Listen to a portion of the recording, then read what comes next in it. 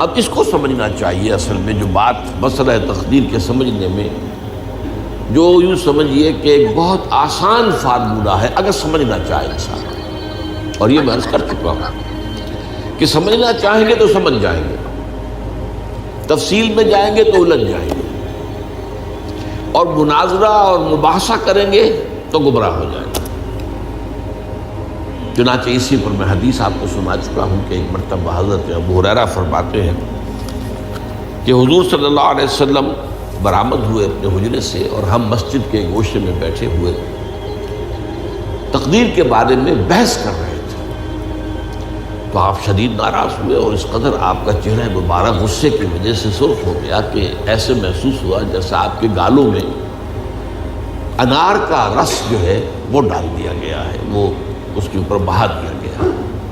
وہ سرخ قندھاری انار, اس کا تصور کیجئے, وہ عام انار نہیں جس کے اندر وہ رنگ نہیں ہوتا. پھر آپ نے فرمایا غصے سے, کیا تمہیں اس بات کا حکم دیا گیا, کیا مجھے تمہاری طرف اسی کام کے لیے بھیجا گیا کہ اس مسئلے میں تم بحث کرو؟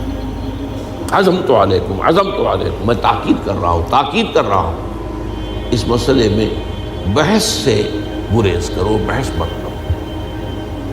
تو یہ مسئلہ اگرچہ اس اعتبار سے بڑا مشکل ہے, اگرچہ سمجھنا چاہیں تو سمجھ سکتے ہیں, لیکن میں ایک اور حدیث بھی آپ کو سنا دوں کہ اس پر ایمان کس قدر لازم ہے. یہ ایک تابعی ہے حضرت ابن دلمی رحمۃ اللہ علیہ, وہ فرماتے ہیں, طویل حدیث ہے, میں اس کا خلاصہ بیان کر رہا ہوں, کہ میرے دل میں تقدیر کے بارے میں کچھ وسوسے پیدا ہوئے, تو میں نے جو بھی کبار صحابہ اس وقت زندہ تھے, بقید حیات تھے, ان سب سے ملاقات کی. ابی ابن کعب رضی اللہ تعالیٰ عنہ, جن کے بارے میں حضور نے فرمایا ہے کہ اقرأہم ابی ابن کعب, میرے صحابہ میں قرآن کا سب سے بڑا عالم ابی ابن کعب. ان کے علاوہ عبداللہ ابن مسعود کے پاس بھی میں گیا رضی اللہ تعالیٰ عنہ, جن کی حدیث ہم پڑھ رہے ہیں. حذیفہ بن یمان کے پاس میں گیا رضی اللہ تعالیٰ عنہ. ان سب نے ایک بات یہ کہی کہ دیکھو, ایک بات تو یہ جان لو کہ اللہ تعالیٰ کی قدرت سب شے پر حاوی ہے. اللہ تعالیٰ اگر لو ان اللہ عذب اہل سماواتہ و اہل ارضہ عذبہم وہو غیر ظالم لہم, اللہ اگر تمام آسمان والوں کو اور تمام زمین والوں کو عذاب دے تو اسے عذاب دینے کا حق حاصل ہے. وہ عذاب دے سکتا ہے بغیر اس کے کہ ہم کہیں کہ وہ ظالم ہے. تمام زمین والے اور تمام آسمان والوں میں تو نیکوکار بھی آ گئے. یہ اصل میں ایک بڑا اہم مسئلہ ہے کہ جو ہمارے اور معتزلہ کے درمیان مختلف فی ہے. معتزلہ ہی کے انداز میں اہل تشیع کا عقیدہ بھی ہے کہ اللہ پر عدل واجب ہے. اہل سنت کے نزدیک اللہ پر کوئی شے واجب نہیں. اللہ کا اختیار مطلق ہے, جو چاہے کرے. چنانچہ وہ ظالم کو معاف کر سکتا ہے جب چاہے, اور وہ کسی اچھے آدمی کو عذاب دے سکتا ہے جب چاہے. یغفر لمن یشاء ویعذب من یشاء واللہ علی کل شیء قدیر. یہ سورہ بقرہ کی آخری آیت میں ہے کہ آیات میں سے ہے, لاسٹ بٹ 3 آیت میں. اس اعتبار سے اللہ کا ایک تو اختیار مطلق ہے. پھر میں زید ابن ثابت کے پاس گیا تو انہوں نے یہی بات مرفوعاً بیان کی کہ میں نے خود حضور سے سنی ہے یہ بات. باقی 3 صحابہ کے بارے میں تو وہ کہتے ہیں کہ انہوں نے گویا کہ اپنی رائے کا اظہار کیا. اور اگر اللہ تعالیٰ چاہے لو رحمہم, تمام آسمان والوں اور تمام زمین والوں کو بخش دے اور رحم کرے, لکانت رحمتہ خیرا لہم من اعمالہم, تو اس کی رحمت جو ہے وہ یقیناً لوگوں کے اعمال سے بہت بالا ہے, بلند و برتر ہے. تو جو چاہے کرے. وہ ابو جہل کو بخش دے, کون اعتراض کر سکے گا؟ اور وہ کسی سے بڑے شخص کو جو ہے وہ عذاب دے, کون اعتراض کر سکتا ہے؟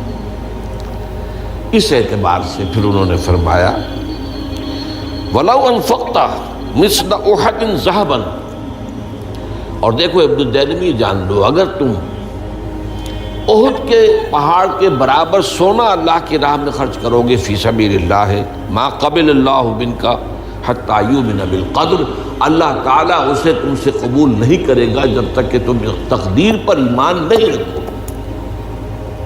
اور اس کے بعد فرمایا اعلم، جان لو، انما اصابک لم یکن لیخطئک، جو چیز تم پر واقع ہوتی ہے، کوئی تکلیف آتی ہے، کوئی حادثہ پیش آتا ہے، وہ تم سے ٹلنے والا تھا ہی نہیں۔ مطلب یہ کہ تم سوچو کاش میں یوں نہ کرتا، یوں کر دیتا، اگر یہ ہو جاتا، وہ ہو جاتا تو میں بچ جاتا، نہیں، وہ تو آنے والی بات تھی، وہ اللہ کی کتاب، وہ اللہ تعالیٰ کے علم قدیم کے اندر پہلے سے لکھا ہوا تھا، تو موجود ہے، تو وہ تو آنی ہی آنی تھی۔ وَأَنَّمَا أَخْطَأَكَ لَمْ يَكُنْ لِيُصِيبَكَ، اور جو چیز کہ تم سے چھوٹ گئی، جاتی رہی، تمہارے ہاتھ سے نکل گئی، ممکن ہی نہیں تھا کہ وہ تمہیں ملتی، وہ اللہ تعالیٰ کا وہ جو علم قدیم ہے اس کے اندر پہلے سے طے ہے۔ وَلَوْ مِتَّ عَلَىٰ غَيْرِ هَٰذَا لَدَخَلْتَ النَّارَ، اگر دیکھو تم غور سے سن لو، اگر اس عقیدے کے سوا کسی اور پر تمہاری موت واقع ہوئی تو جہنم میں داخل ہو جاؤ۔ تو یہ اس ایمان بالقدر کی اہمیت کا معاملہ۔ اب اس کے لیے جو میں کہہ رہا تھا کہ ایک فارمولہ جو سمجھ میں آ سکتا ہے وہ یہ ہے، انگریزی کی جو اصطلاحات کے حوالے سے پہلے میں واضح کروں گا، وہ ذرا زیادہ واضح ہے۔ ایک ہے پری نالج، کسی چیز کا علم پہلے سے ہونا، ایک ہے پری ڈیسٹینیشن، کسی شے کا پہلے سے طے پا جانا۔ ان دونوں میں گڑبڑ کا نہیں کرنا چاہیے۔ اللہ کا علم قدیم اس کے جبر کو مستلزم نہیں ہے، اس کا علم ہے یہ کہ تم یہ کرو گے، اس کا مطلب یہ نہیں ہے کہ تم اس کے جبر کے تحت کر رہے ہو۔ اس کی ایک سادہ سی مثال میں دیا کرتا ہوں، پھر میں کروں گا، سمجھنا چاہیں تو یہ فارمولہ بہت کافی ہو جائے۔ آپ کسی بچے کے سامنے کوئی کھلونا ڈال دیں، آپ کو تقریباً یقین ہے وہ متوجہ ہوگا، اسے اٹھائے گا۔ ہو سکتا ہے بچہ کسی اور دھن میں ہو اس وقت، ادھر اس کی توجہ کسی اور کو نہ اٹھائے۔ اگر وہ اٹھا لیتا ہے تو آپ کے مجبور کرنے سے تو اس نے نہیں اٹھایا، اس نے تو اٹھایا ہے اپنے انسٹنکٹ کے تحت کہہ لیں، اپنے ارادے کے تحت کہہ لیں، آپ مجبور تو آپ نے کی۔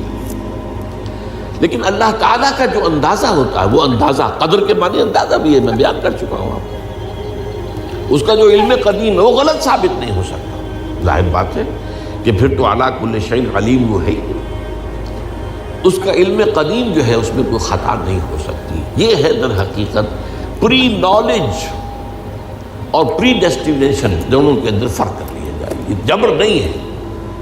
ہاں اللہ تعالیٰ کا علم ہے، اس علم کے مطابق چیز جو ہے وہ لکھتی گئی ہے۔